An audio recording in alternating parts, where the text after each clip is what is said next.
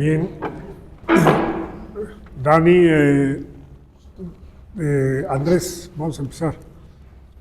¿Y bien? Bien, bienvenidos, bienvenidas al CESU. Tenemos una vez más una sesión de Ayjunte, un diálogos, tertulia, conversaciones sobre política. Esta es un evento que fue impulsado inicialmente con la Recta Curvita, ¿no? Con el apoyo de Alejandro Calizaya. Ahora estamos aquí en el auditorio a través del CESU, con el apoyo de Marcelo Sanginés. Y en esta oportunidad el tema está planteado como una pregunta. ¿Están en riesgo las elecciones? Y eso vinculado a esta faceta que tiene el proceso político boliviano, que es la judicialización. Para hablar de este tema, estamos con Luciana Jáuregui y Carlos Bellot.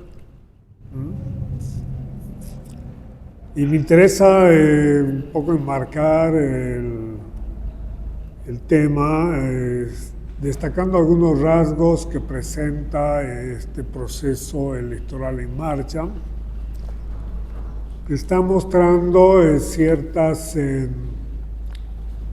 transformaciones inclusive en la democracia. Me explico.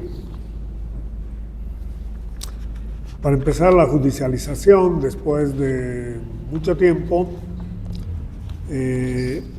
hay un actor externo al sistema político, en este caso el Tribunal Constitucional Plurinacional, que tiene incidencia en el comportamiento, en la conducta de los actores estratégicos de la política, es decir, de los partidos. Y es un actor que puede caminar en una u otra dirección la propia disputa electoral. Otro rasgo que presenta hoy día la democracia o el sistema político, claramente el sistema de partidos, es la atomización, la fragmentación. Y eso ha tenido una consecuencia, también diríamos, novedosa, que es la mitigación de la polarización. Antes había dos bloques muy claros, ¿no? El oficialista, el bloque masista y el bloque antimasista y opositor, que tuvieron en el pasado expresiones muy contundentes de articulación institucional, territorial, movilización.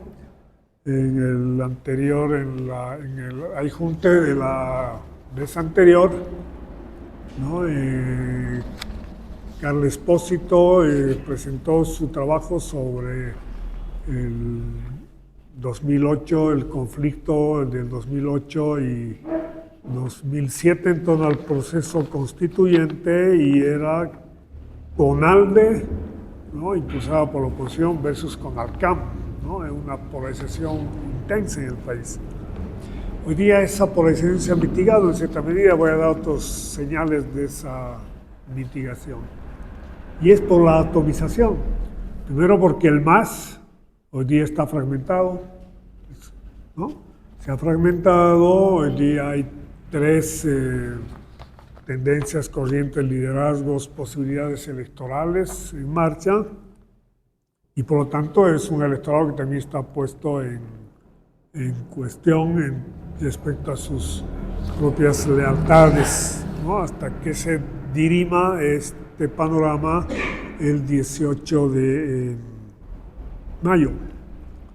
Y en el lado opositor empezaron con intento unitario, como siempre, hablaron explícitamente de hacer un bloque de unidad, y terminó eso otra vez fracasando, y se tiene hoy día oposición tradicional con 2 o 3 candidatos y otro tipo de oposición como la que representa Manfred Reyes Villa o Chi o Jaime Dun, que muestra otra vez una fragmentación, una atomización del campo opositor.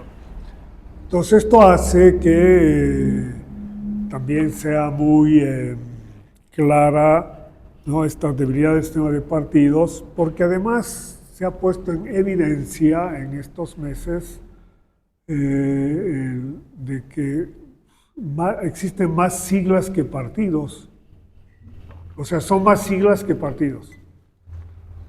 Y el único partido consistente, el MAS, ha sufrido una implosión.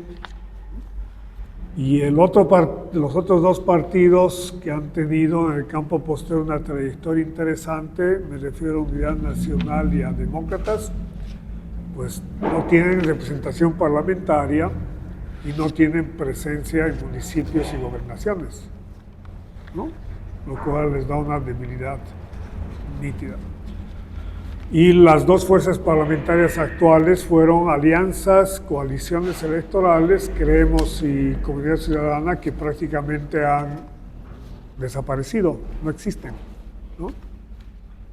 Entonces tenemos atomización, fragmentación,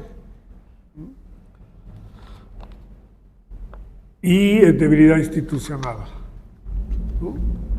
Y esto, curiosamente, ha llevado además a, decía yo, mitigación de la polarización, que además ha empezado a mostrar pues llamativas manifestaciones discursivas.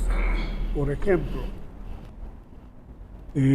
Samuel Doria, al principio, la consigna, la propuesta unívoca de la oposición era: frente a la crisis del modelo estatista del MAS, vamos con la privatización, enarbolando la típica postura neoliberal, ¿no? Esa se ha debilitado claramente. Pienso en alguna medida porque Donald Trump, que el referente global, ha optado por políticas proteccionistas más cercanas al MAS que a Evo Morales que a Sánchez de Lozada, diríamos, ¿no? Políticas proteccionistas y, por lo tanto, fin de la globalización, neoliberalismo en cierta medida relegado, y eso les ha vaciado el discurso a las fuerzas de oposición en Bolivia. Y no es casual que a partir de eso digan, por ejemplo, Samuel Doria Medina, que no va a privatizar empresas públicas, solamente va a cerrar aquellas que son deficitarias.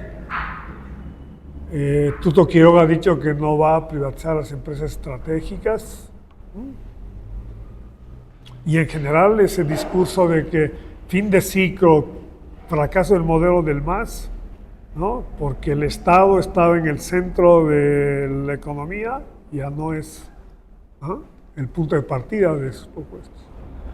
Y ya está, termino con esto, me llamó la atención una declaración de Tuto Quiroga que dijo que tenía sangre indígena y que desafiaba a los otros políticos a ver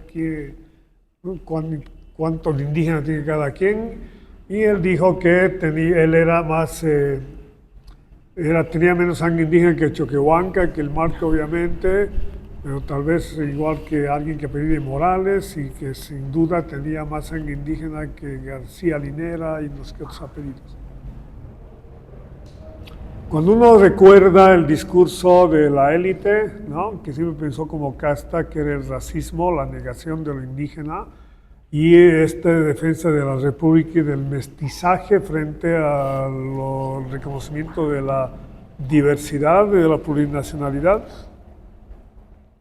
era la negación de lo indígena, ¿no? Todos somos mestizos, por tanto aquí no hay indios. Y ahora un miembro de esa élite dice: yo tengo sangre indígena. Esa es una derrota ideológica, o sea, no tiene identidad, ¿no? Entonces, creo que esas son señales de que se ha mitigado la polarización, Una polarización que, por cierto, en la sociedad descendió bastante desde 2020 con la victoria del MAS, pero y que sigue siendo atizada sobre todo en los medios de comunicación y en las redes.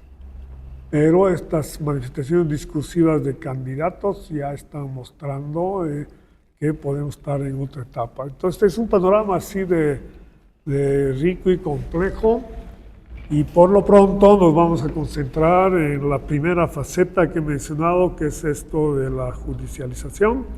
Estaban en riesgo las elecciones, pues cuando hemos pensado en el programa sí estaban en riesgo, hoy día no están tan en riesgo, porque hace 2 semanas había un recurso presentado por el diputado Guaitari que pedía que se modifique la convocatoria a las elecciones y reconociendo para que haya binomios paritarios, lo que implicaba que si había una respuesta del Tribunal Constitucional a esa solicitud, implicaba modificar el calendario, y eso eliminaba el principio de preclusión, que es la garantía de la realización de las elecciones y de la independencia, autonomía del órgano electoral. Y también hubieron demandas, pedidos de organizaciones indígenas para presentar candidatos presidenciales, ¿no? En atención a sus derechos colectivos, y pese a que la ley de organizaciones políticas establece que solamente los partidos políticos pueden presentar candidatos presidenciales, o 9 agrupaciones ciudadanas, una por departamento, ¿no? Y había esta solicitud de organizaciones indígenas. Pues el Tribunal Constitucional, primero, ha habido un acuerdo entre el Tribunal Constitucional y el Tribunal Supremo Electoral para que no haya tratamiento de ningún tema que implique modificar el calendario electoral, ¿no? Y por lo tanto no ha sido considerada esta propuesta de Guaitari. Y segundo, el Tribunal Supremo Electoral ayer ha resuelto que las organizaciones indígenas no pueden presentar candidatos presidenciales, ¿no? No se ha resuelto también ese tema. Pero de esto le voy a pedir a Carlos, es el que ha reflexionado y escrito mucho al respecto. Entonces él es quien nos va a dar sus ideas respecto a este tema con la profundidad jurídica que corresponde. Adelante, Carlos. Gracias, Fernando. Hola.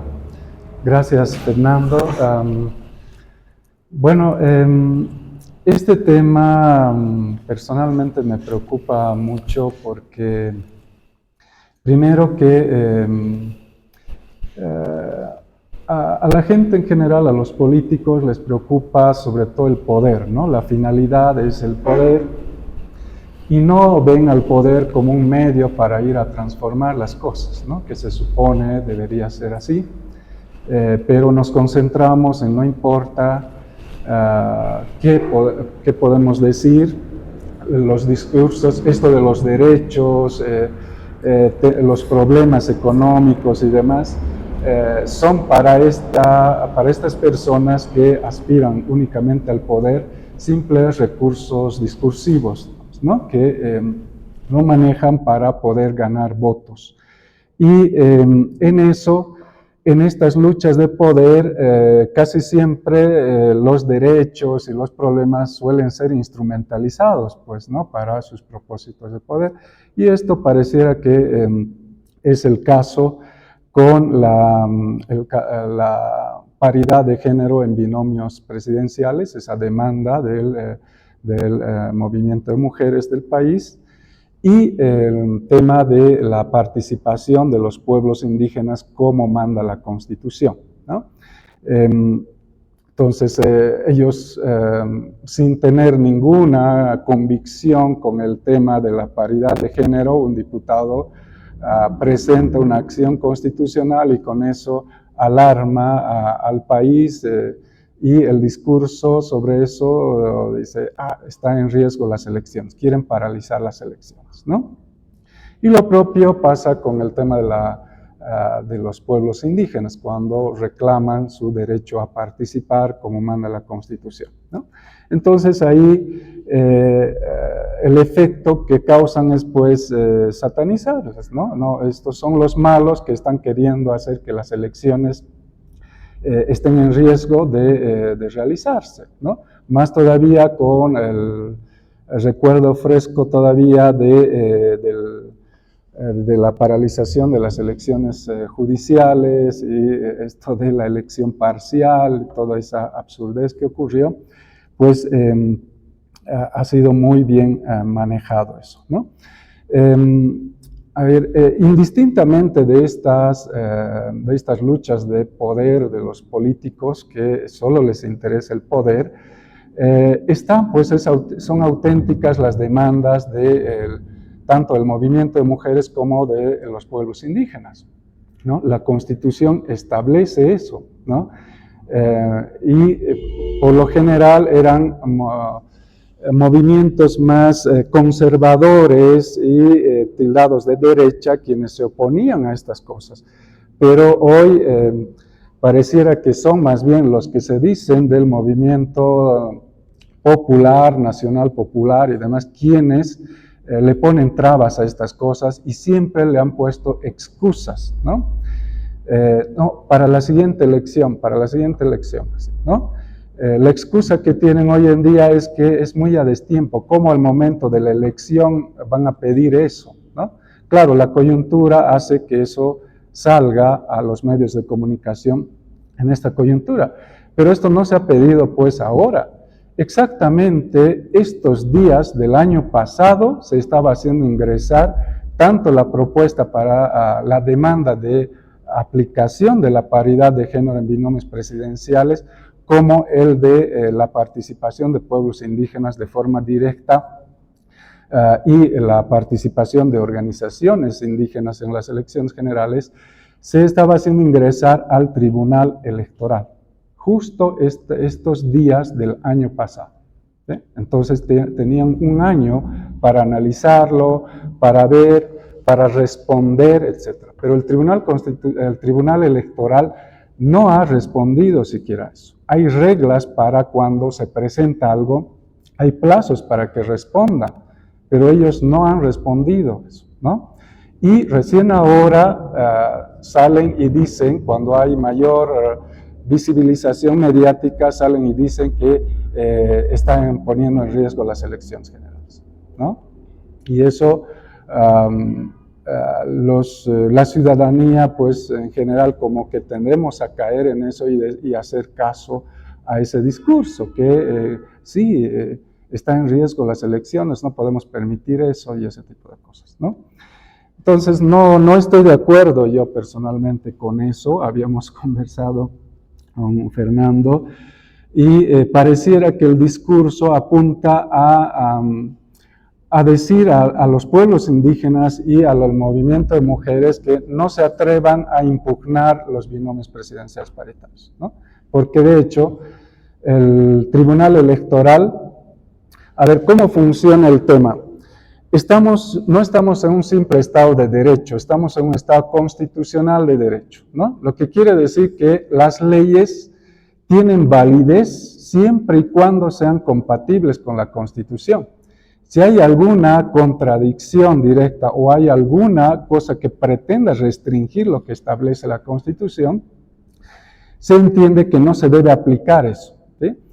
Ahora, otra característica del Estado constitucional de derecho y propiamente del Estado boliviano en su modelo de control de constitucionalidad es que no es concentrado el control de constitucionalidad, es decir, que no tiene la exclusividad del Tribunal Constitucional de hacer el control de constitucionalidad, sino que este se convierte en un órgano de control de cierre nada más. Todas las autoridades jurisdiccionales, es decir, los jueces y demás, ordinarios, etcétera, y las autoridades administrativas, en este caso los vocales del Tribunal Electoral, están obligados a hacer un control de constitucionalidad a sus decisiones, ¿no? Y en eso, pues, a aplicar lo que dicen los precedentes constitucionales, donde te dice, En Bolivia, los derechos pues son de aplicación directa, no requieren de la intermediación de una ley, y si una ley contradice o pretende restringir lo que la Constitución establece, se aplica lo que dice la Constitución, porque los derechos humanos, es que manejan en el discurso por estrategia algunas cosas. Dicen, la Constitución no dice que el binomio presidencial debe ser paritario, ¿no? La ley tampoco dice, por tanto no es obligatorio, ¿no? Pero los derechos humanos no funcionan así. Esa regla, que es la taxatividad, aplica únicamente para las prohibiciones y restricciones a derechos, ¿sí? Pero no para los derechos. Los derechos, ¿cómo se interpretan? Y esto lo sabe cualquier persona que maneja algo de derechos humanos, ¿no? Los derechos se interpretan bajo el principio de progresividad, y esto tiene dos dimensiones. Uno que tiene que ver con la evolución del derecho, que está prohibido retroceder, y el otro sentido de ese principio es que los derechos se deben interpretar siempre en su sentido más extensivo, favorable al derecho. Es decir, si la Constitución dice que la participación política debe ser de varones y mujeres para todos los cargos, ¿no? Eso se debe entender que también los binomios presidenciales, ¿sí? Entonces, y cuando la Constitución le manda al órgano electoral en su función de regulación y fiscalización a las organizaciones políticas, de hacer cumplir la paridad entre hombres y mujeres, es un mandato directo al órgano electoral para que haga ese control de cumplimiento de la paridad y alternancia, ¿no? Sin embargo, pues se maneja en el discurso, se tergiversa o convenientemente nos olvidamos de estas reglas, ¿no? Y al parecer nos ponemos en una situación, estoy hablando principalmente de los vocales del Tribunal Electoral. Ellos han sido, se supone, designados bajo un proceso de selección, ¿no? Demostrando que tienen la capacidad de ejercer esas funciones. Sin embargo, pareciera que están en primer año de derecho y que no entienden el derecho, y que cualquier cosa que les llega, dicen, no, esto no podemos decidir, mandemos al Tribunal Constitucional, que sea una ley, que sea... No, se supone, ahí hay un abogado muy experimentado que preside el Tribunal Electoral, y se supone que tienen suficientes recursos. El salario que ganan los asesores jurídicos no es pues poco, ¿no? Se supone que tienen un nivel alto que les permite tener especialistas ahí en derecho electoral y cómo interpretar los derechos políticos, que son derechos humanos, ¿no? Entonces no tienen excusas para decir que no aplica la paridad de género en binomios presidenciales y que no aplica la participación directa de los pueblos indígenas en las elecciones. ¿Qué pasa con los pueblos indígenas? Les obligan prácticamente a elegir candidatos para postular diputados en las circunscripciones especiales, cuando ellos tienen derecho a elegir de forma directa a sus representantes sin postular candidatos. Esto de los candidatos únicamente aplica cuando son cargos supraindígenas. ¿Qué quiere decir esto? Por ejemplo, si van a tener un candidato a presidente o a gobernador, a ese postulante no va a votar por ese postulante únicamente el pueblo indígena, sino que va a votar toda la población boliviana. Ahí corresponde lo del candidato, ¿no? No pueden elegir directamente. Pero cuando es solo del pueblo indígena, corresponde la elección directa. Por tanto, no tienen que ellos pues elegir candidatos y nuevamente elegir por normas y procedimientos propios, o sea, doble elección absurda, ¿no? Es lo mismo, el mismo caso que de los estatutos autonómicos indígenas, que en eso ya se ha resuelto, ya no se hace la doble votación, ¿no? Pero en el caso de los diputados de circunscripciones especiales les obligan a hacer eso, ¿no? Y además como que les inducen a que postulen candidatos a través de partidos políticos, ¿no? Y esto hace que afecte la representación sustantiva de los pueblos indígenas. ¿Por qué?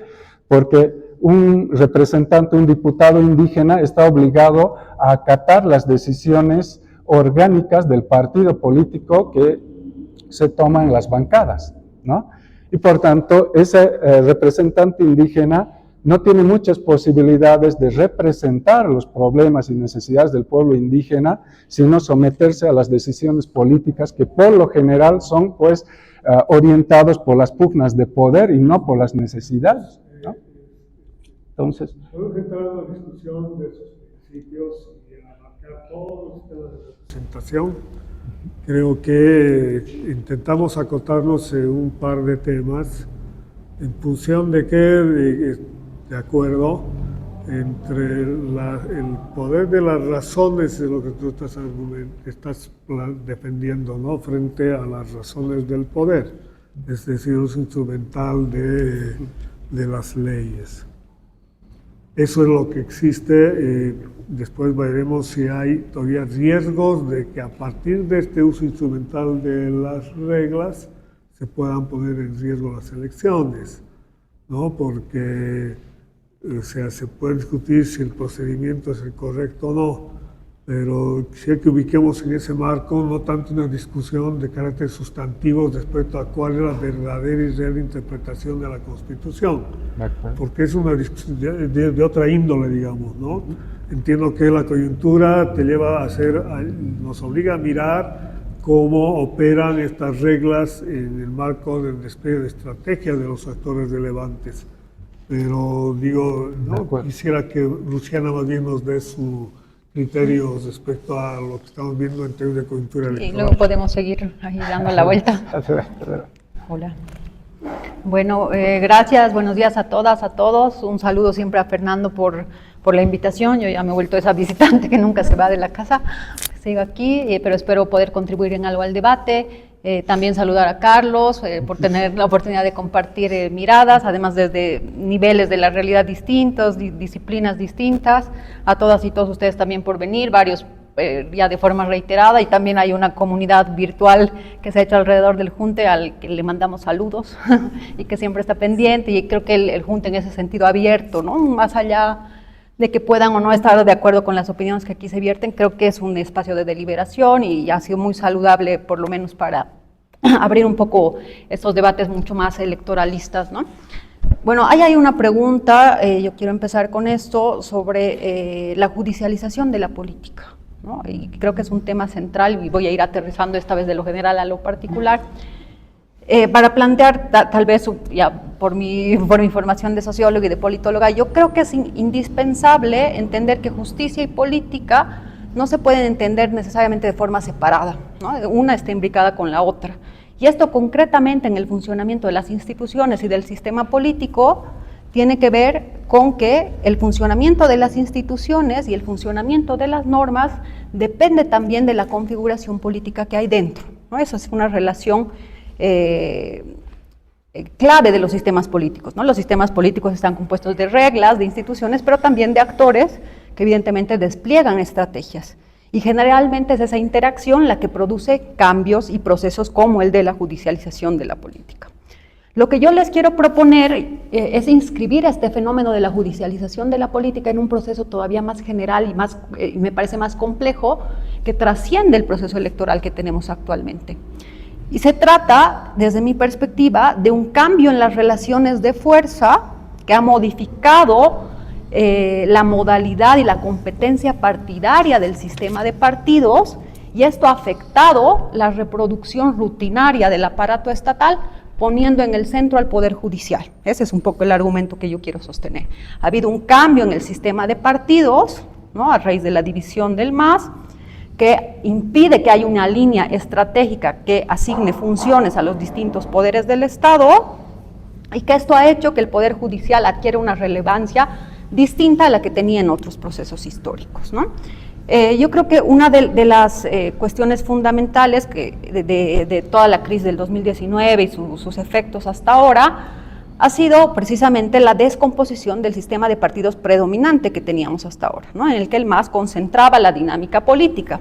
Y esto tiene un efecto también en el Estado. Bob Gisov diría, es la hegemonía la que le dota de un sentido al Estado y le otorga funcionalidades a sus órganos de poder. Cuando este partido se fragmenta y se divide, lo que se produce es una lucha de las facciones entre los distintos poderes del Estado, ¿no? A esto le podemos llamar, si se quiere, en términos teóricos, esta figura de gobierno dividido, ¿no? Donde hay una fuerza política que controla el Ejecutivo, otra que una parte del Legislativo con capacidad de bloquear, y para suplir esa debilidad el Ejecutivo recurre al Poder Judicial para gobernar, ¿no? Como un pilar de gobernabilidad. Eso es lo que está pasando en realidad, ¿no? Y esto es importante porque nos está mostrando, yo diría, que hay en principio lo que Bob Jessop, un teórico del Estado, le llama una crisis de integración institucional, que ya no existe una línea estratégica que pueda dar funciones al Estado al punto en que los órganos del Estado operan de manera contradictoria entre sí, ¿no? Uno puede decir una cosa, al día siguiente el otro otra, e incluso eso lo vemos dentro del propio órgano judicial, ¿no? Tenemos una resolución en la mañana, en la tarde tenemos otra completamente distinta, ¿no? Una incoherencia institucional que permea, yo diría, hasta los partidos y las fuerzas políticas, ¿no? Entonces creo que ese es un fenómeno clave de entender, ¿no? Esta crisis de integración institucional, lo que me parece es que ha hecho que el Poder Ejecutivo recurra al órgano judicial, ¿no? Primero a partir de un proceso de politización de la justicia, donde directamente el Poder Ejecutivo interviene y la política interviene, y eso ha derivado en un proceso de judicialización de la política. Yo voy a volver sobre eso con más especificidad. Pero lo que me parece que se ha puesto en juego, y esto me parece que trasciende el proceso electoral de ahora, es que se ha develado la existencia de una nueva configuración política de fuerzas, donde ya no es posible pensar en un sistema de partidos predominante. Lo que vamos a tener de aquí para adelante, gane quien gane, es un sistema multipartidista, fragmentado y con una cierta tendencia a la polarización, aunque yo coincido con Fernando que cada vez se ve que hay un centro emergiendo, ¿no? Eso lo podemos discutir después. Pero hay un sistema donde ya no hay una convergencia centrípeta de las fuerzas que permita establecer una sola línea de acción, un consenso, etcétera. La dificultad de armar consensos, ¿no? Ese problema, que va a ser un problema de gobernabilidad, pone otra vez en el centro al Poder Judicial. Y esta mutación de las relaciones de fuerza es permanente, me parece. Por eso el riesgo de que la judicialización se convierta también en un elemento permanente, ¿no? El problema es que en este juego político que las distintas facciones del MAS han hecho a través de los poderes del Estado, lo que se ha generado desde mi perspectiva es una ruptura del consenso procedimental, ¿no? Una ruptura de los consensos que había en torno a las normas, las reglas del juego, los mecanismos de acceso al poder, de ejercicio del poder, ¿no? Y ahora hay una sobreinterpretación de las normas, ¿no? Inclusive yo me animaría a decir hasta en un escenario casi postdemocrático, ¿no? Donde uno interpreta una cosa, el otro otra, y al final ninguna vale, ¿no? Incluso algunos autores, como una perspectiva más funcionalista, han llegado a hablar hasta de anomia, ¿no? La ausencia de norma, de una norma que organice, ¿no? Yo no sé si llegaría tanto, pero sí diría que el consenso procedimental se ha roto y que en un punto afecta, interfiere o está apuntando directamente al régimen político, ¿no? Incluso había de pensar si puede haber ahí una crisis del régimen político, ¿no? Ahora, el problema es que en la medida en que el Ejecutivo ha perdido capacidad y ha utilizado el Poder Judicial, esto ha repercutido más bien en el Poder Legislativo, y esto es muy fuerte porque se le ha ido recortando al Poder Legislativo las capacidades de fiscalización, en términos, digamos, directamente formales y ejecutivos, pero también a la política. Ese es el problema. Lo que desde mi perspectiva está en riesgo es la autonomía de la política para gestionar las diferencias y los conflictos, eso es. ¿Por qué? Porque gran parte del juego democrático, del juego partidario, se está dirimiendo en los tribunales, ¿no? En las reglas de juego. Y esto que uno diría que solamente es parte del MAS, yo creo que no. Por ejemplo, recientemente las disputas Tuto, Samuel, sobre los partidos, no sé qué, nos están mostrando que no solamente es el tribunal que interfiere, sino que también las propias élites políticas transversalmente recurren a los tribunales para ganar antes de ir a la cancha. Ese es el problema, ¿no? Que se busca modificar las reglas del juego y no jugar y dirimir las disputas internas que vengan dentro de la cancha política, ¿no? Ahora, el problema es, desde mi perspectiva, es que toda esta parálisis decisoria, digamos, del Poder Ejecutivo hace que el Poder Judicial se convierta, no sé, como O'Donnell podríamos decir, en una zona marrón, ¿no? Una zona marrón del Estado de Derecho, paradójicamente en el propio Poder Judicial, se difumina, se diluye, se sobreinterpreta, etcétera, ¿no? Y sobre todo me parece que aquí en gran parte las propias fuerzas políticas abdican de su propia responsabilidad política de gobernar primero, ¿no? Y para eso se necesita inevitablemente hacer pactos, porque ya no se puede gobernar siendo minoría, ¿no? Pero al mismo tiempo las oposiciones, etcétera, ¿no? Hay una abdicación de la responsabilidad política de las élites y en cambio se recurre a la judicialización de la política para hacerlo, ¿no? Creo que es importante esa distinción de politización de la justicia y judicialización de la política. La politización de la justicia es cuando el poder político interfiere en la justicia, pero la judicialización de la política es cuando ya la justicia usurpa, ¿no?, las funciones de la política, ¿no?, de asuntos que se deberían dirimir bajo relaciones de acuerdo, pero también de fuerza, seguramente, ¿no? Ese creo que es el riesgo que trasciende el proceso electoral, ¿no? Hay un exceso de las capacidades del Poder Judicial. No sé si, Fernando, luego yo puedo seguir. Sí, claro, yo estoy demasiado optimista en el primer esbozo que hice, porque Carlos dice que aquí nadie respeta la Constitución o esto no se aplica de manera debida. Y Luciano dice que hay sobreinterpretación que más conduce a la anomia, a la ausencia de reglas, y eso afecta a la capacidad decisoria de la política y la somete a otros parámetros. O sea, el panorama es,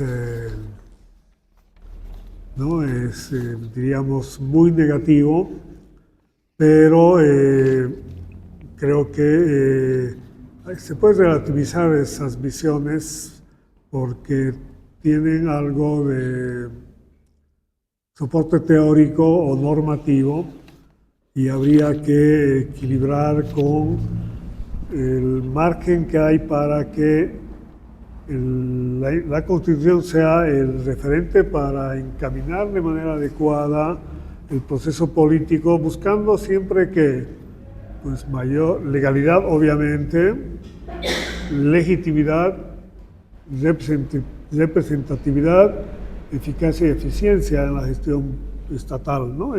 Para eso son las reglas.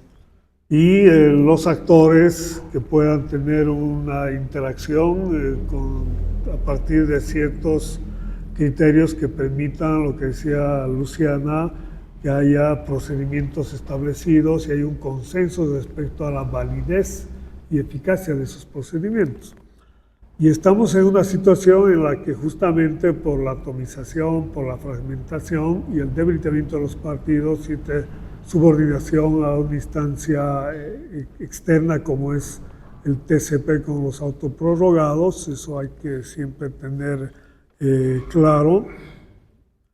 En ese marco se están moviendo, ¿no? Y con qué intención, y creo que el resultado positivo es que si hace un mes había riesgo de que la crisis económica postergue la realización de las elecciones o le ponga un signo de interrogación a su posibilidad, pues hace semanas era también la parte jurídica, ¿no?, la que ponía, ¿no?, otra vez en riesgo esta realización de las elecciones. Y claro, ¿por qué son importantes las elecciones? Porque es la manera de dirimir precisamente una situación de crisis y la disputa por el manejo del poder. O sea, si no se dirime ahí, y en este sentido siempre hay que confiar en una sociedad que desde el año 2000 tiene una asistencia a las urnas superior al 85%. O sea, si la sociedad confía, como nosotros confiamos en la democracia y hemos resuelto situaciones de crisis agudísima, ¿no? Hemos aprobado una nueva constitución política y ha sido a través de la participación en las urnas, y por eso es importante apuntalar, asegurar que se realicen. Creo que eso se ha mitigado. Pero sin embargo creo que todavía hay riesgos por esta judicialización. No sé, Carlos, ¿tú crees que hay margen de que puedan aparecer otro tipo de propuestas de vía de impugnación principios constitucionales pongan en riesgo la elección. Bueno, sí hay intereses de quienes tienen poder sobre el Tribunal Constitucional. Sí, pero ¿cuáles serían no sus intenciones, sino cuáles serían los caminos que podrían adoptar? Sí, es que yo no estoy de acuerdo con eso de que las elecciones pueden estar en riesgo, ¿no? Van a estar en riesgo siempre que hayan intereses de por medio que pueda instrumentalizar a la justicia constitucional, ¿no? A ver, el principio de preclusión es claro y aplica pues tanto para la justicia constitucional como para la administrativa, ¿no? Entonces, si un pueblo indígena impugna la posibilidad, cuando no le permiten participar en las elecciones, reconociendo a su organización como organización política, ¿no? En este momento ya no hay posibilidad de que eso sea viable. Entonces, el Tribunal Constitucional tendría que resolver un caso así, pero aclarar que eso aplicaría en las siguientes elecciones y no en esta. ¿Por qué? Porque el plazo ya ha pasado para eso. Sin embargo, si hay una impugnación o una demanda de que se aplique la elección directa de diputados en circunscripciones especiales, eso en este momento es todavía posible porque no vulnera el principio de preclusión, estamos todavía en el tiempo para aplicar eso, ¿no? Entonces, estas cosas, lo propio con el binomio presidencial. Si la resolución sale posterior a la fecha de presentación de candidatos y los plazos para la impugnación, ¿no? Entonces, esa resolución va a aplicarse en las siguientes elecciones, ya no en esta. Pero el Tribunal Constitucional no tiene por qué paralizar las elecciones para aplicar algo interfiriendo con el proceso electoral, ¿no? No tiene por qué hacer eso. Va a hacerlo siempre y cuando haya un interés de paralizar las elecciones por alguna de las fuerzas políticas, ¿no? Solo en ese caso va a hacerlo. Entonces, por eso es que no estoy de acuerdo yo con eso de que las elecciones están en riesgo. Están en riesgo gracias a que estamos permitiendo que continúen en sus cargos los magistrados autorreprorrogados. ¿Por qué digo autorre? Porque aparte de la prórroga se han reprorrogado en el periodo de funciones incluso, ¿no? Entonces es el colmo de la prórroga y como ciudadanos, no solamente los gobiernos, los que están en el poder permiten, sino los propios ciudadanos, porque no decimos nada al respecto, ¿no? Creemos que esto tiene que ver con algo de la política y preferimos no decir nada, y en general los analistas y demás, nos abstenemos de comentar al respecto y estamos permitiendo con eso que continúe, ¿no? Cuando todos los días deberíamos estar exigiendo que se vayan esos magistrados y que asuman los suplentes de los que han sido electos, porque eso es fácil de solucionar, ¿no? No es que va a quedar un vacío de poder, pero si hay algo de riesgo de las elecciones generales, es la presencia y el que continúen en sus cargos los magistrados autoprorrogados, ¿no? Ese es el único riesgo.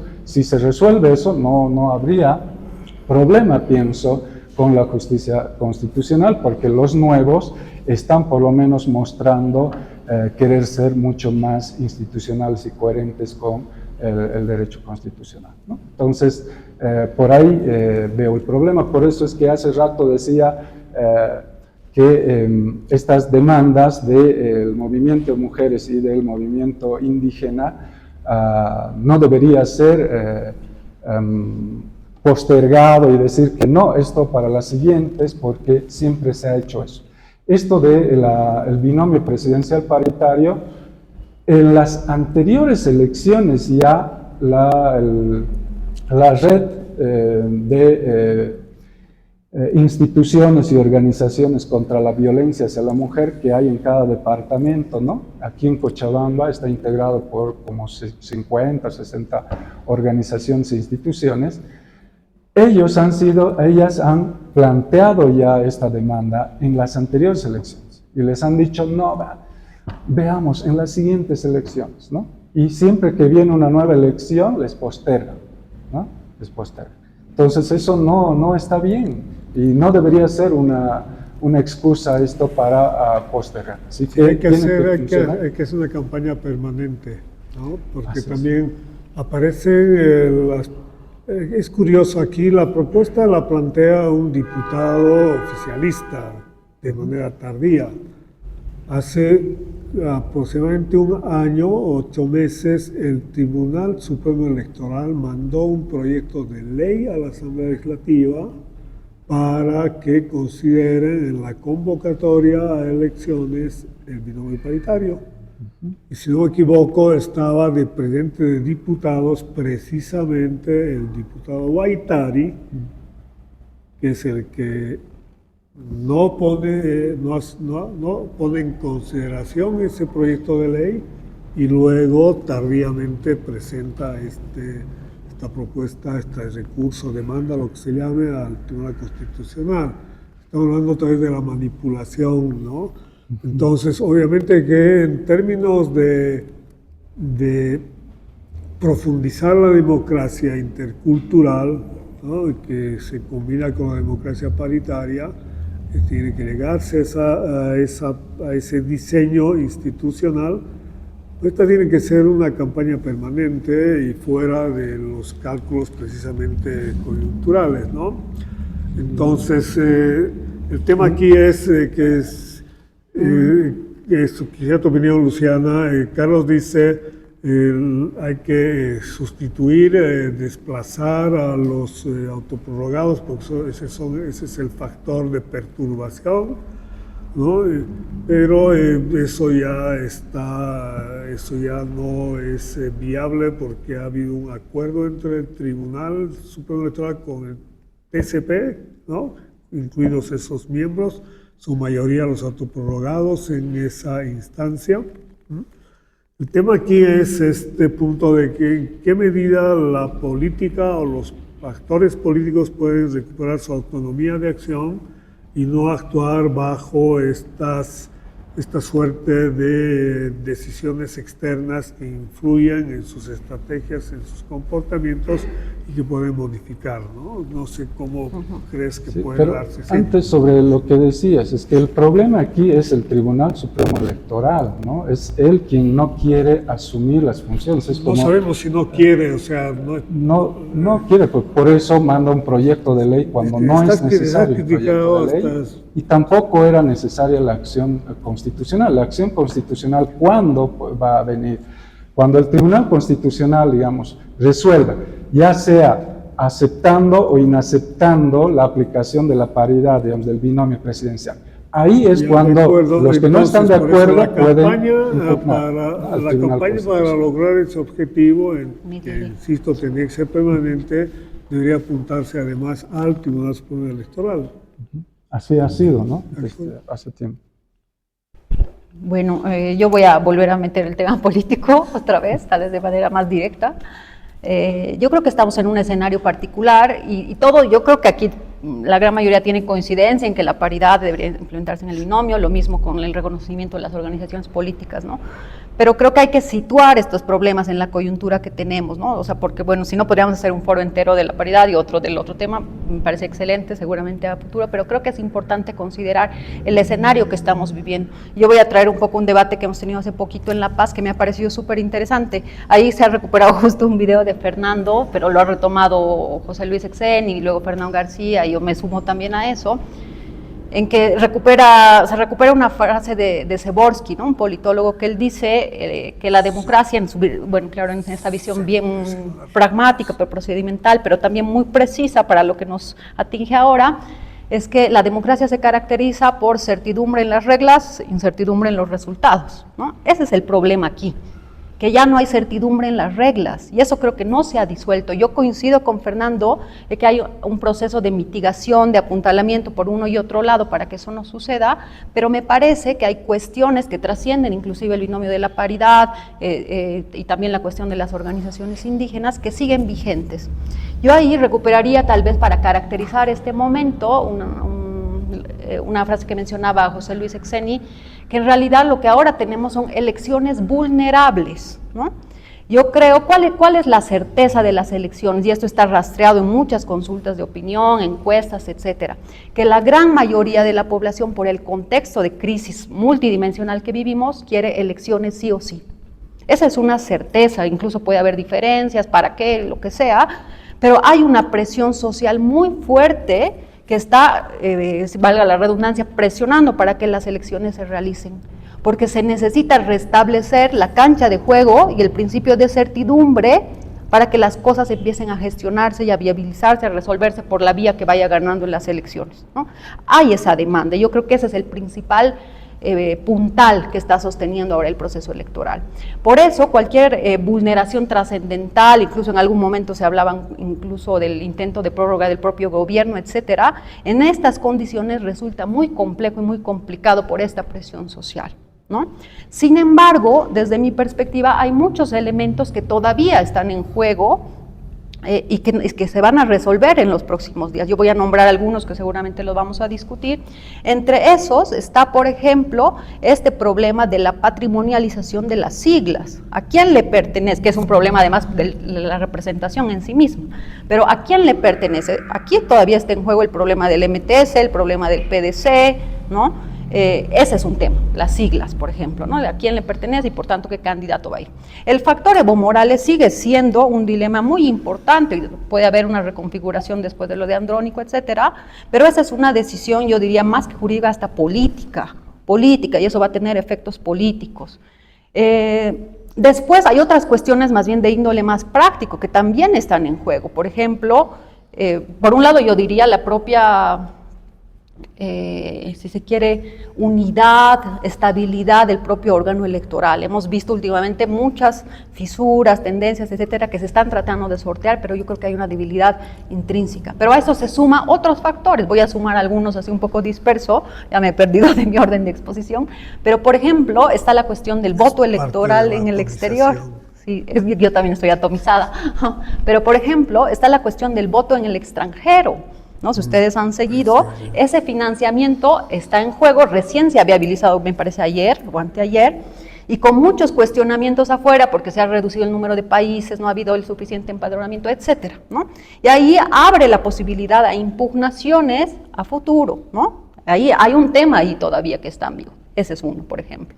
Otra cuestión también que es clave tiene que ver con el funcionamiento del TREP, ¿no?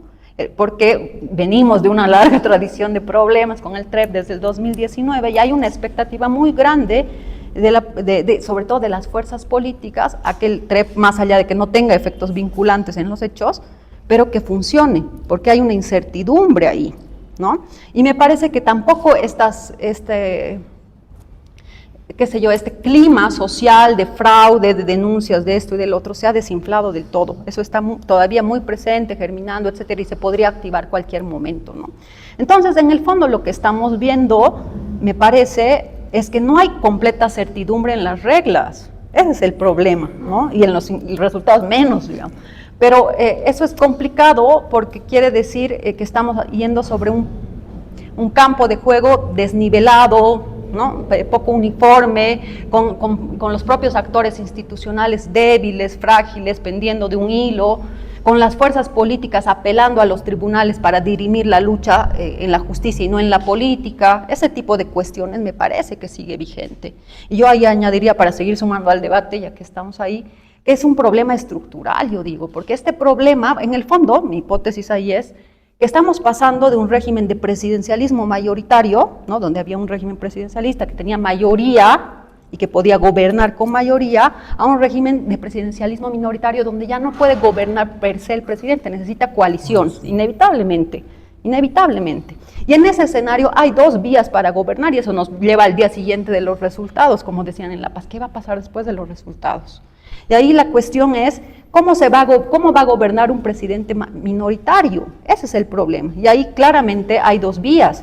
La vía de coaliciones, que hay un debate enorme, nuestra experiencia de la democracia pactada nos deja una herencia muy problemática, que nos insta a pensar que las coaliciones tienen que repensarse, primero en términos procedimentales, para restituir este campo de juego que está en cuestión, estas reglas de juego que están siendo cuestionadas, ¿no? Por eso hay que restablecer el consenso procedimental, yo insistiría en eso, el campo de juego.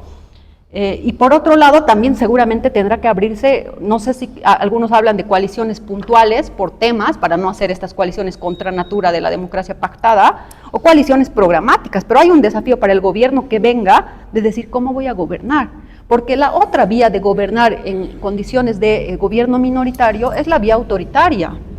Y la judicialización de la política aparece como uno de los mecanismos para gobernar, ¿no? Yo creo que no estamos ahora en un momento tan terrible, tan grave, pero hay ahí un momento de debilidad que va a permanecer, de fragmentación, de polarización, de minorías, etcétera, que vuelve a poner al Poder Judicial en juego. Y mientras no se resuelve el problema de los autoprorrogados, que no parece que se vaya a resolver pronto, yo creo que hay una vulnerabilidad fuerte del proceso democrático. No en vano algunos, han debido escuchar en los medios, han hablado del gobierno de los jueces, ¿no? Algunos autores llaman de la juristocracia, el paso de la democracia a la juristocracia. Yo no creo que estemos tanto así, pero hay elementos e indicios de eso, ¿no? Yo creo que por eso este problema decimos elecciones en riesgo, en el fondo nos está hablando de una debilidad del propio régimen político, de las instituciones y de las fuerzas. Yo ahí añadiría, para seguir el debate, hasta de los partidos, que también deberíamos discutir a qué se debe esta patrimonialización, venta de siglas, liderazgos débiles, etcétera, ¿no? O sea, hay un problema más profundo que el proceso electoral está develando. Pero en todo caso cierro con esta idea de José Luis Xenia, en realidad, de elecciones vulnerables, ¿no? Hay algunos temas que se pueden, otra vez, ya no están en riesgo las elecciones, pero sí la credibilidad en ellas, en el reconocimiento de sus resultados. Y habría que ver experiencias. Lo del TREP, por ejemplo, si nos acordamos, el 2020 el Tribunal Supremo Electoral, a la cabeza de Salvador Romero, dijo no va a haber TREP. Porque el 19 ese fue un factor utilizado para instalar la idea de fraude, ¿no? Y no hubo TREP y hubo esa incertidumbre de horas sobre la emisión de resultados, salieron los resultados y asunto arreglado, ¿no? Entonces, en eso también hay que ver en qué medida el Tribunal Supremo Electoral encara este tema, estaba pidiendo igual una serie de respaldo para su implementación. O sea que hay experiencias que permiten, ¿no?, evitar que aparezca un factor que puede ser utilizado para poner en cuestión la elección. Y cada elección aparecen estas... y es curioso, el mismo padrón, los mismos operadores de la elección, ¿no?, se utilizan y actúan en elección nacional y en elecciones subnacionales, que tienen diferencia de 6 meses. Y cuestionan la elección nacional, cuestionan por el resultado favorable al MAS, cuestionan el padrón, ¿no? Pero en las elecciones subnacionales, donde la oposición siempre ha sacado más votos que el MAS, no hay nunca cuestionamiento, es el mismo padrón, es la misma institución, las mismas reglas, los mismos procedimientos, todo es lo mismo. Y ya están hablando, por suerte se desinfló esas absurdas declaraciones del general Zúñiga, ¿no?, que sembró así idea de fraude con hackers extranjeros y no sé qué planes. Pero ya están hablando de que, por ejemplo, no están los resultados del censo totalmente publicitados y están cuestionando modificación de circunscripciones que ha hecho territorialmente el Tribunal Supremo Electoral, insistiendo en esa idea de que se favorece al voto rural en desmedro del voto urbano, ¿no? Y eso siempre aparece como una sospecha ¿no? de fraude. Entonces habría que ver cómo cada uno de estos temas, así como se logró frenar esta instrumentalización que se podía hacer de esta legítima demanda del binomio paritario, también esto que ya tiene que ver con la legitimidad del proceso y el reconocimiento de sus resultados, ¿no? Y sin duda va a haber un desafío de ejercicio de acción política distinta, habida cuenta que habrá se encamina esto hacia una lógica de multipartidismo moderado, o sea, 4 o 5 fuerzas que van a tener que entrar en lógica de coalición. Además que hay una novedad que puede darse por primera vez en nuestro sistema político, que es la segunda vuelta en las urnas. O sea, hemos tenido segunda vuelta congresal durante todo el periodo de la democracia pactada. La nueva constitución política instaura la segunda vuelta, no ha habido segunda vuelta, y ahora pues, hay condiciones realmente nítidas de que puede haber segunda vuelta. Y eso modifica las estrategias y los comportamientos de los partidos, porque en segunda vuelta, en torno a la disputa de segunda vuelta, se empiezan a dar las primeras alianzas y posibles gérmenes de coalición de gobierno, ¿no? Y ahí hay otra es la experiencia del pasado.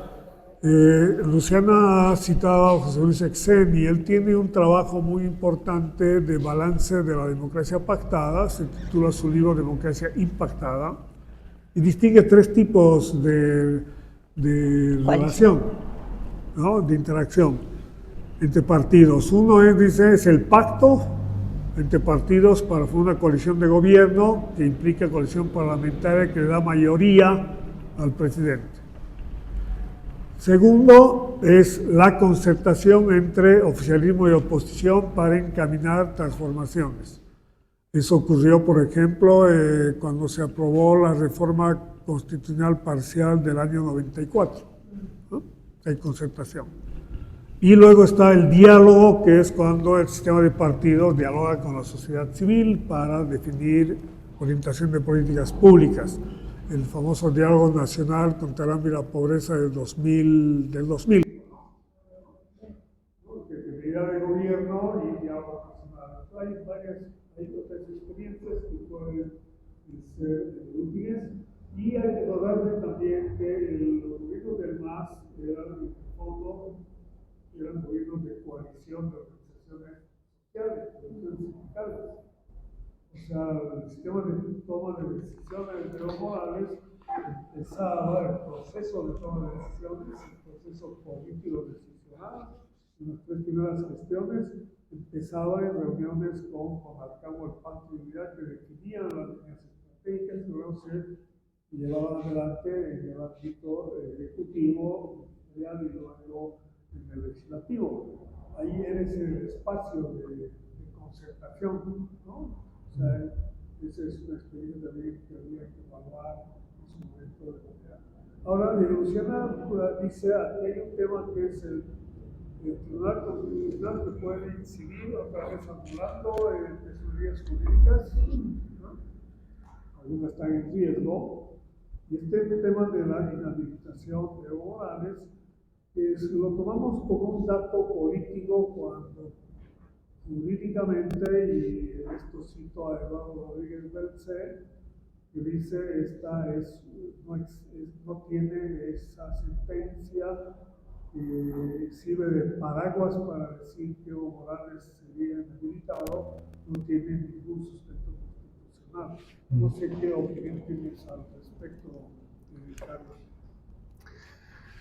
Bueno, estamos, creo, asumiendo en el país que las reglas deben ser para administradores de la justicia y todos que sean simplemente bachilleres, que no tengan formación en derecho, que no manejen de forma especializada los temas, porque ahí sí necesitaríamos solamente gente que sepa leer literalmente las normas, y si ahí no dice, entonces asumir que eso no procede, o cualquier cosa que no esté escrito, ¿no?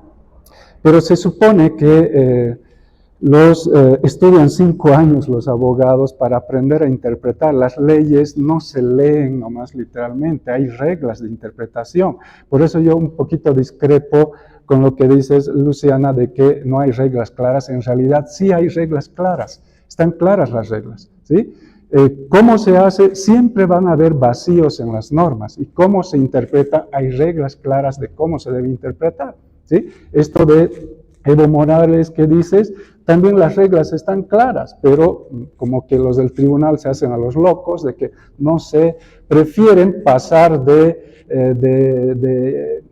mediocres o de ignorantes sobre el derecho a tener una posición, o sea, prefieren poner por encima el tema político, que es su propio prestigio, porque es claro que para cualquier persona que haya estudiado algo de derecho constitucional, los precedentes están en la ratio decidendi, no en los antecedentes prácticamente, que es el obiter dictum del contenido de cómo se divide.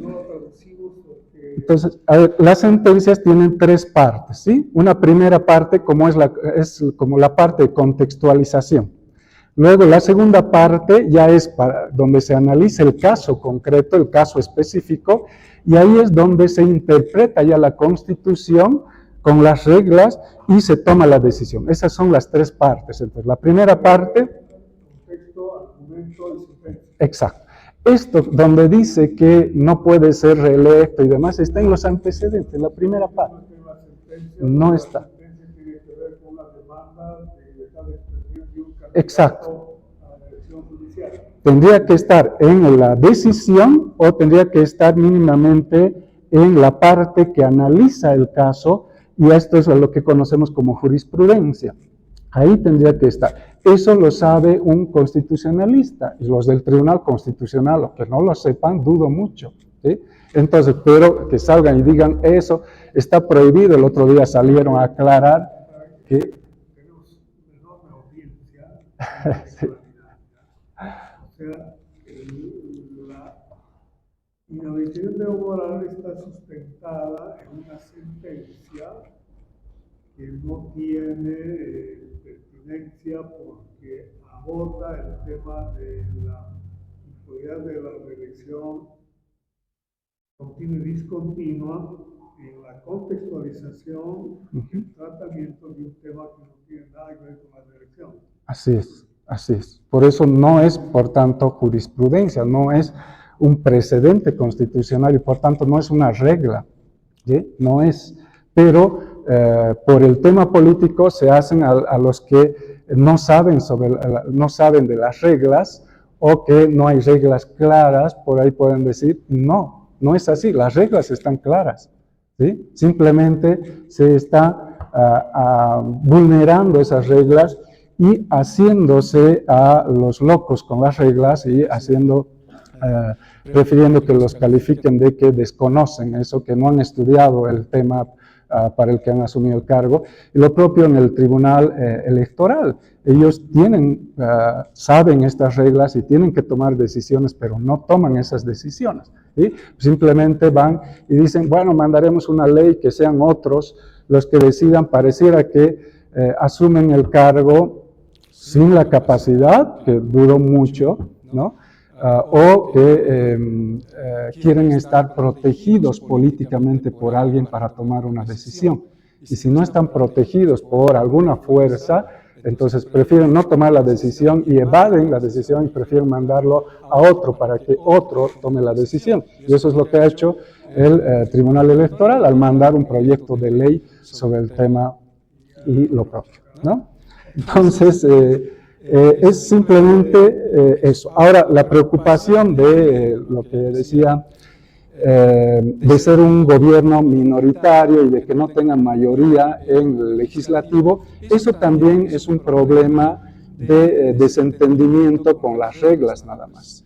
Si aplicamos la actual Constitución, un órgano ejecutivo no tendría por qué tener trabas con respecto del legislativo, porque para la actual Constitución está claro que el legislativo tiene ciertas atribuciones que tienen que ver con la facultad legislativa y fiscalizadora, y el órgano ejecutivo tiene todas las facultades que tienen que ver con la facultad reglamentaria y ejecutiva. Por tanto, si son asuntos que tienen que ver con lo ejecutivo, no tiene por qué decidir el legislativo ni trabar, ¿sí? No tiene por qué, pero hacemos funcionar un modelo preconstitucional al respecto y por eso nos asustamos y preferimos diseñar un sistema de cooptación del órgano legislativo, ¿no? Actualmente los alcaldes, gobernadores y el presidente quieren tener legisladores que le apoyen a ciegas, sin ninguna discusión,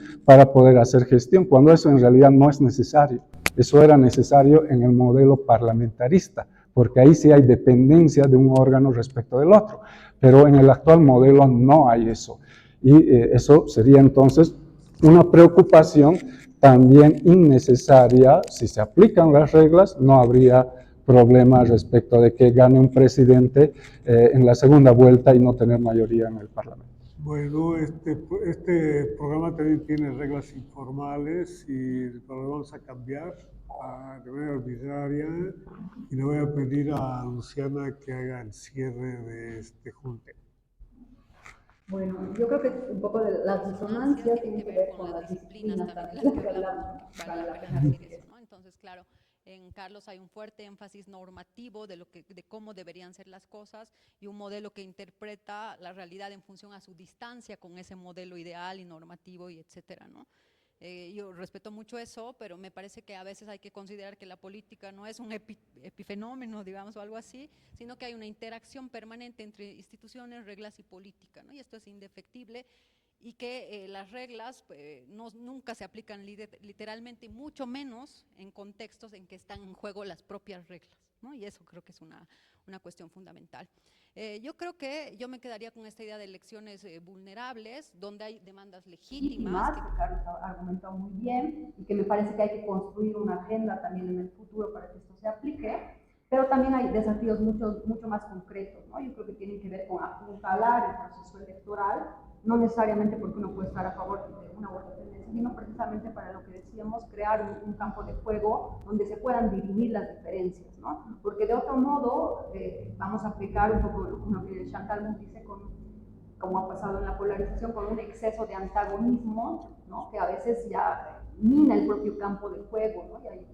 Y las disputas pueden dirimirse hasta de las maneras más violentas, etcétera, ¿no? Y después yo creo que hay que primero sortear este proceso electoral con sus límites, debilidades institucionales de los actores, con los intereses que están en juego en torno a las reglas, etcétera, ¿no? Ese es un desafío.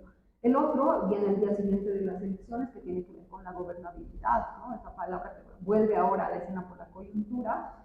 Yo creo que hay procedimientos ahora que permiten hacer un manejo mejor de las coaliciones. La propia segunda vuelta da una propia lectura, pero también hay algunos estudios ahí que hablan cómo la segunda vuelta en realidad crea mayorías ficticias, ¿no?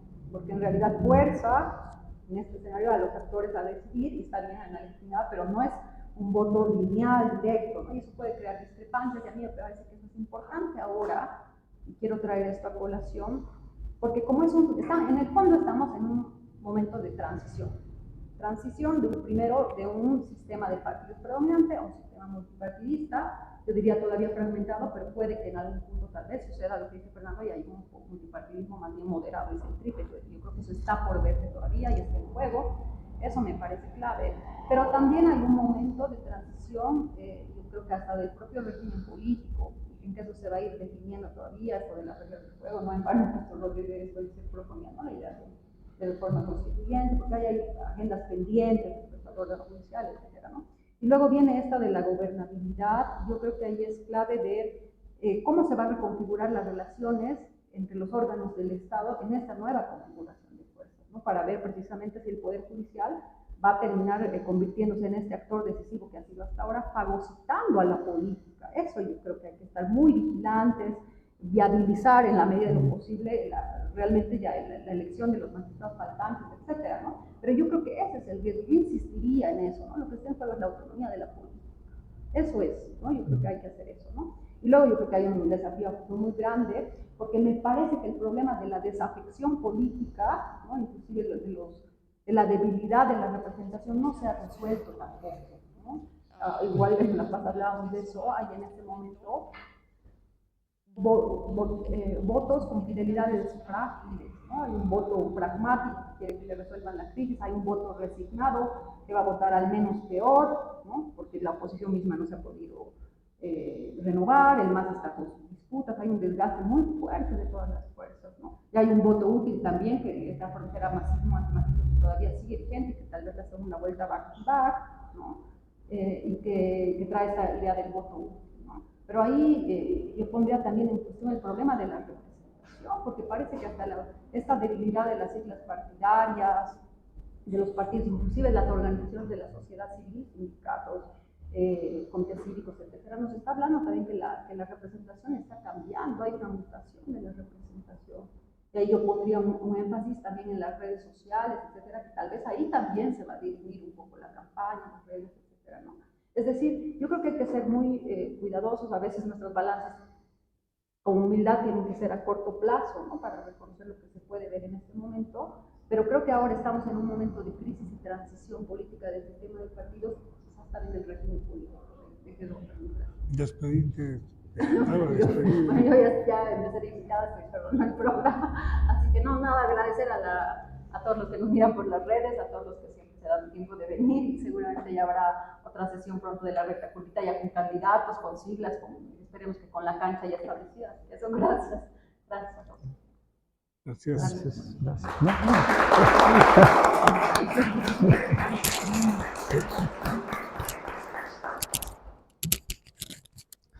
Bien. Muchas gracias. Apagamos. Ya está, ¿no? Sí.